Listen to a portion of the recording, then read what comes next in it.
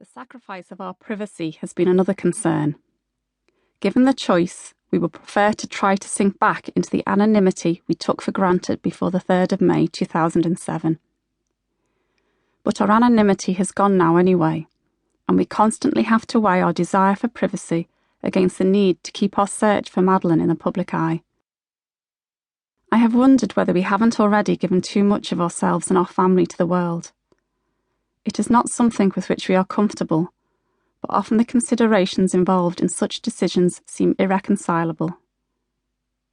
Writing this memoir has entailed recording some very personal, intimate, and emotional aspects of our lives. Sharing these with strangers does not come easily to me, but if I hadn't done so, I would not have felt the book gave as full a picture as it is possible for me to give. As with every action we have taken over the last 4 years, it ultimately boils down to whether what we are doing could help us to find Madeleine.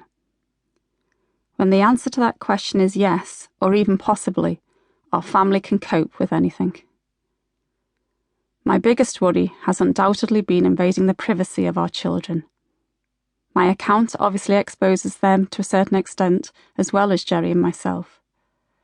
Later in their lives, they may feel I have made public information they would prefer had been kept private. My instinct tells me, however, that it will be far more important to Sean and Emily to know that their mum and dad have left no stone unturned in their efforts to find their big sister, and if that has included publishing a book, I'm sure they will understand and accept that necessity. And I have no doubt that Madeleine too would feel the same way. What tipped the balance in our decision is the continuing need to fund the search for Madeleine. While she remains missing, the onus is on us to keep looking for her, since there is no longer any law enforcement agency at all actively inquiring into her disappearance. Investigations and campaigns cost money, which has to be raised by us. It is still a struggle for me to see beyond tomorrow. Every day I wake up hoping this will be the day we find Madeleine. But having lived through 4 painful years without my dear daughter, I have reluctantly been forced to acknowledge that our quest could take weeks, months, or yet more years, and the reality is we have to ensure we have adequate funding for the long term. Every penny we raise through the sales of this book will be spent on our search for Madeleine.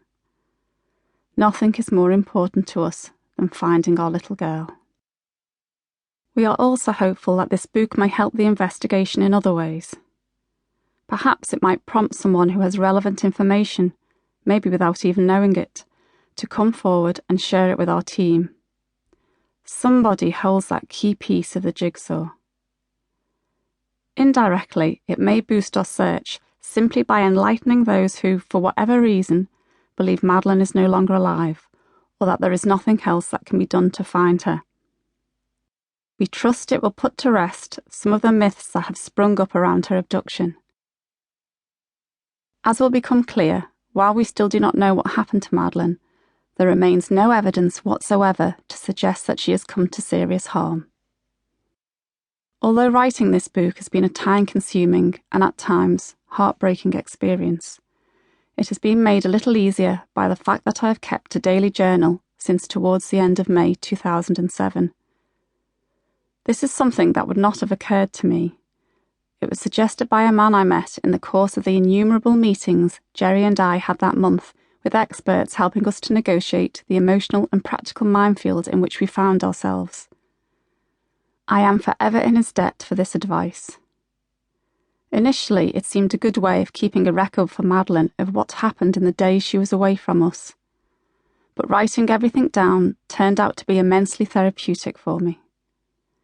It provided me with a release valve for my thoughts and extreme feelings. It was a place where I could shout what I was unable to shout from the rooftops. And it gave me a means of communicating with Madeleine.